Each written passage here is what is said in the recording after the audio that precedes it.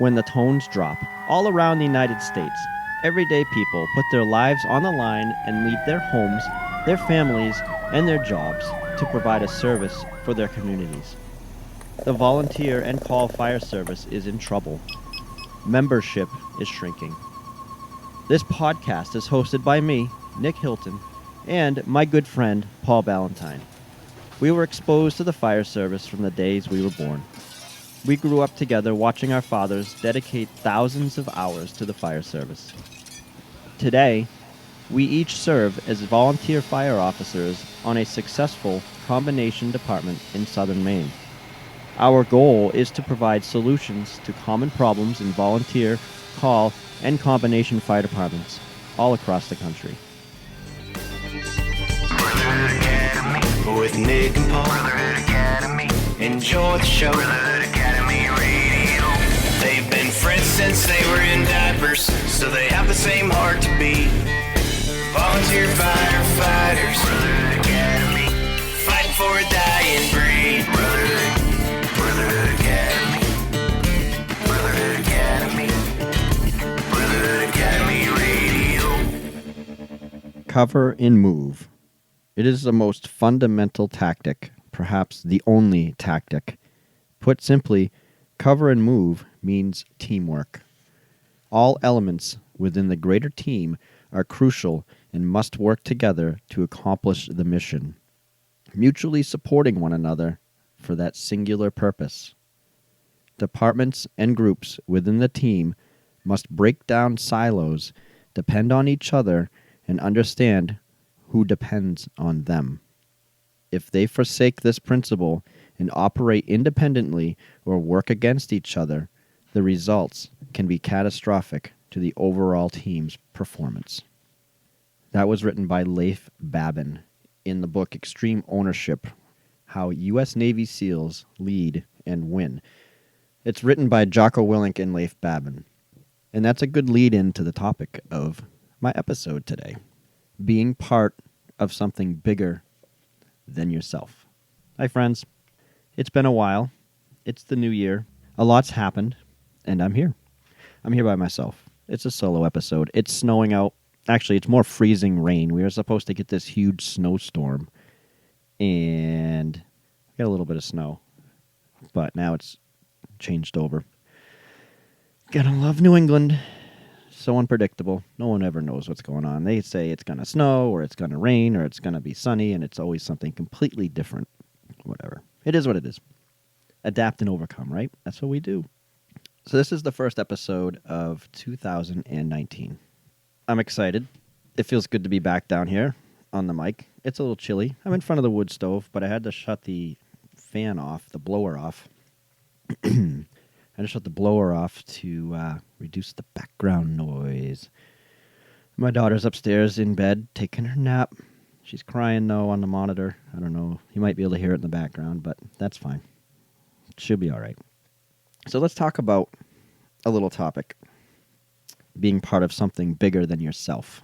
This means taking care of your department as a whole, focusing on the grand goal of your fire department, and being on the same page as the leaders.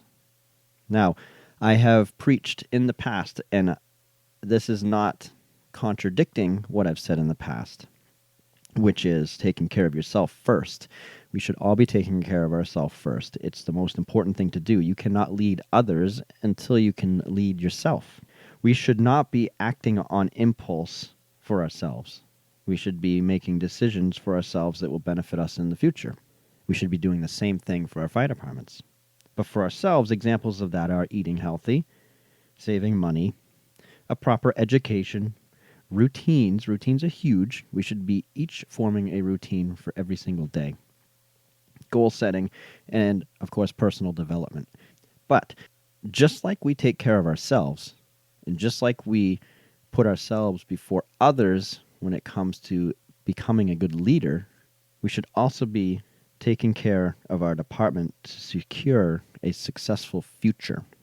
Now, what I mean by that is, as a whole in the department, none of us should be working with an agenda, a personal agenda, to get somewhere that we want to go on our own. Now, don't confuse that with trying to move up and try to be a career firefighter somewhere. That's not what I'm saying. If that's your goal, that's what you want to do, then yes, use the volunteer fire department or the call fire department as a means to gain that experience and that education. But that's not what I'm talking about. What I mean is being on the same page and the same track and mission as the fire department is, as the leadership is. Do you even know what the mission of your fire department is?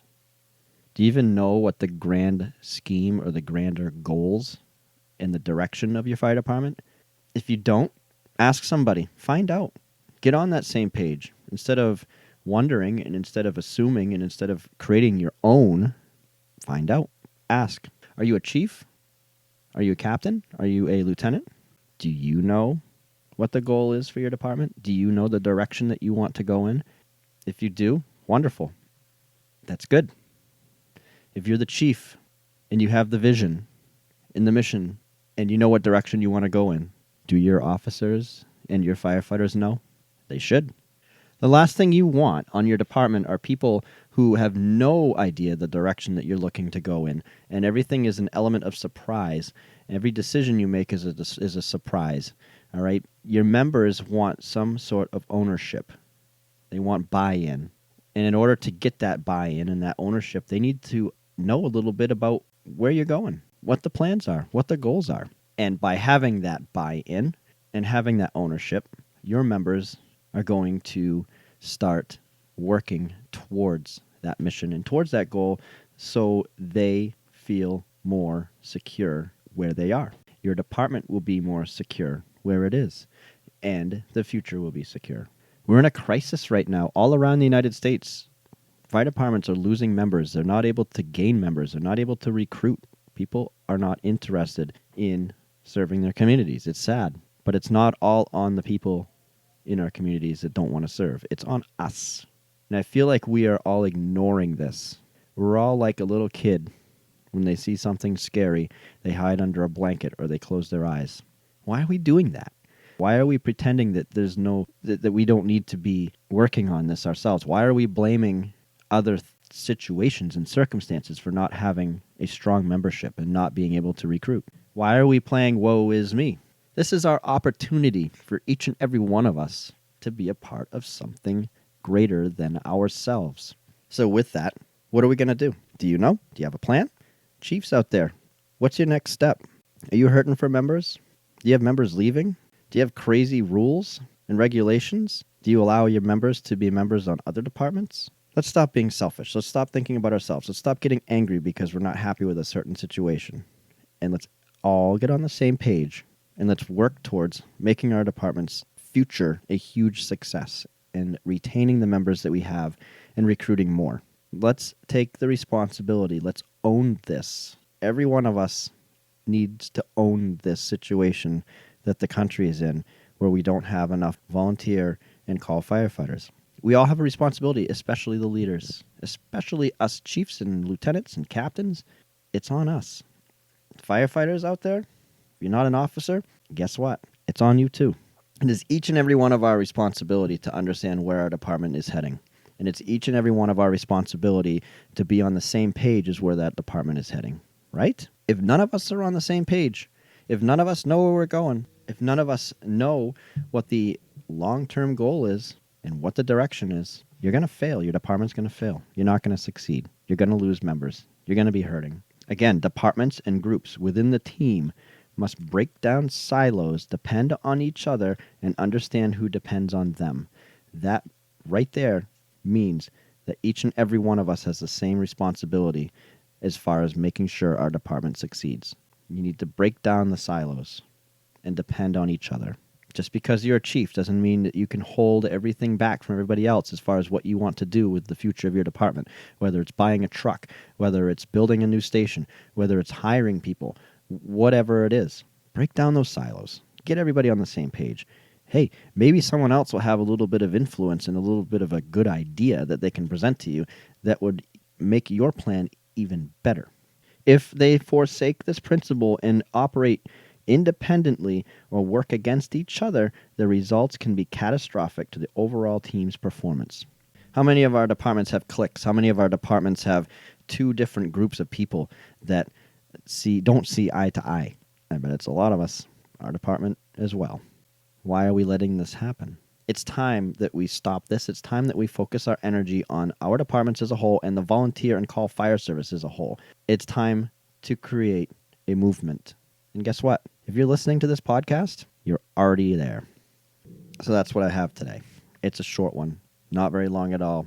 And guess what? A short podcast means an easy share because you'll get more people to listen to it and listen to the whole thing and say, wow, okay, maybe we've got something here.